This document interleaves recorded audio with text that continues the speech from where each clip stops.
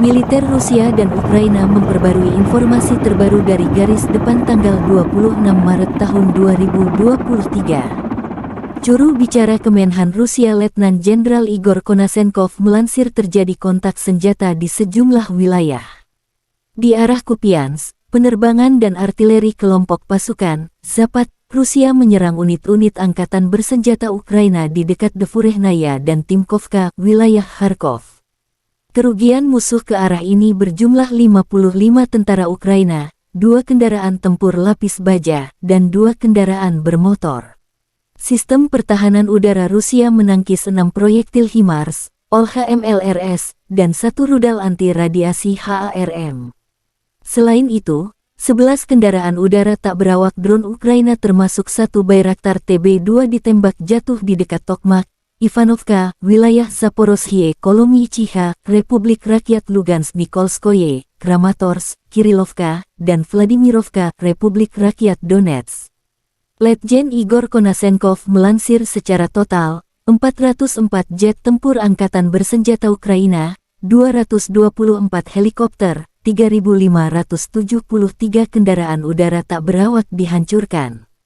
Termasuk 414 sistem rudal pertahanan udara, 8.399 tank dan kendaraan tempur lapis baja lainnya, 1.072 kendaraan tempur yang dilengkapi dengan MLRS, 4.428 meriam dan mortir artileri lapangan, serta 9.114 unit khusus peralatan militer dihancurkan selama operasi militer khusus.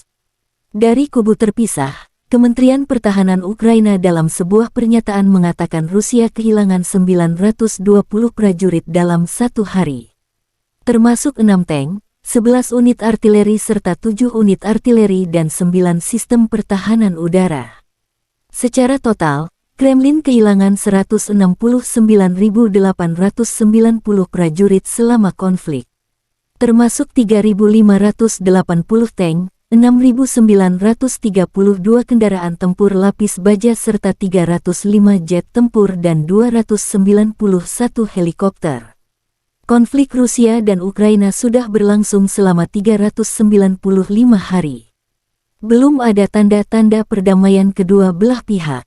Terpisah Presiden Ukraina Volodymyr Zelensky dalam sebuah pernyataan tanggal 25 Maret mengatakan Ukraina membutuhkan bantuan negara mitra untuk mengusir penjajah Rusia.